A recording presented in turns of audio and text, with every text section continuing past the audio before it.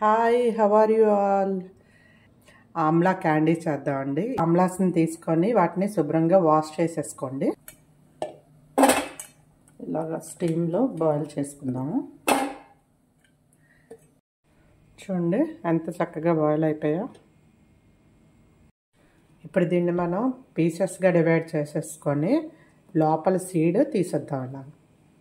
ఇలా అన్ని సీడ్స్ తీసేసిన తర్వాత వీటిని మిక్సీ జార్లోకి వేసేసుకుందాము. వేసేసుకొని పేస్ట్ లాగా గ్రైండ్ చేసేసుకుందాం.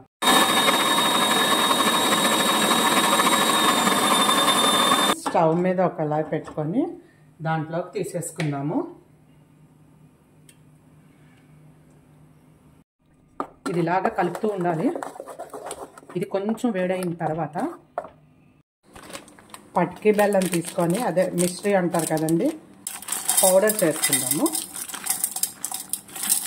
పటికి బెల్లాన్ని, ఆ పౌడర్ని ఇందులో వేసేద్దాం. ఇందులో మనం పటికి బెల్లం వేసుకోవాల్సిన అవసరం లేదండి. కావాలంటే షుగర్ వేసుకోండి, లేదు అంటే జాగరీ పౌడర్ అయినా, అదే బెల్లం అయినా వేసుకోండి, ప్రాబ్లం లేదు. కానీ ఇది వేసిన తర్వాత అలా కలుపుతూనే ఉండాలి. ఇది మనకి కలర్ చేంజ్ అవ్వాలి, అంతవరకు మనం కలుపుతూనే ఉండాలి. దీంట్లో మనం కొంచెం బ్లాక్ సాల్ట్, కొంచెం నార్మల్ సాల్ట్, ఒక 2 స్పూన్స్ లెమన్ జ్యూస్, కొంచెం థిక్ అవ్వడానికి మనం 1 స్పూన్ కార్న్ ఫ్లోర్ వాటర్లో కలుపుకొని దీంట్లో వేద్దాం. చూడండి, ఇది థిక్ అయిపోయింది అండ్ కలర్ కూడా చేంజ్ అయింది. 1 స్పూను నెయ్యి ఇందులో వేసుకొని మళ్ళీ నీట్గా దీన్ని కలిపేసుకుందాం. చూడండి, మనకి ఇంకా థిక్ అయిపోయింది. మనం ఒక ప్లేట్ తీసుకొని ఆ ప్లేట్ మీద బటర్ పేపర్ వేసుకుందాము. బటర్ పేపర్ వేసుకొని ఈ మిశ్రమాన్ని అంతటిని ఈ పేపర్ మీద వేసేద్దాం.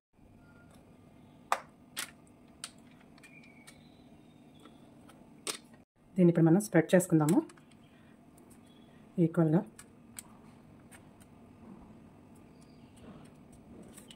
ఒక హాఫ్ అన్ అవర్ ఉంచితే దీన్ని ఇలాగా ఇది మనకి గట్టి అయిపోతుంది.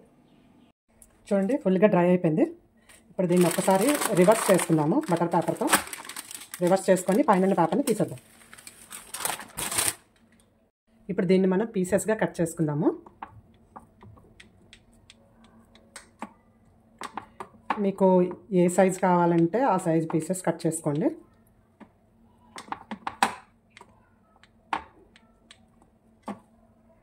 ఇలా పీసెస్గా కట్ చేసుకొని దీన్ని విడివిడిగా డివైడ్ చేసేసుకుందాము. చూడండి, అన్నీ ఇలా కట్ చేసుకున్నాం కదా. ఇప్పుడు షుగర్ని పౌడర్ చేసుకొని ఈ క్యాండీస్ని మనం ఇందులో వేసి దీనికి కోటింగ్ ఇద్దాం షుగర్ పౌడర్తో. చూడండి, ఆమ్లా క్యాండీస్ ఎంత బాగున్నాయో. చూడండి, చాలా సాఫ్ట్గా కూడా ఉన్నాయి. పిల్లలు చాలా ఇష్టంగా తింటారండి. మీరు ఇంట్లో ట్రై చేయండి. నచ్చినట్లయితే కామెంట్ చేయండి. Thank you for watching my channel.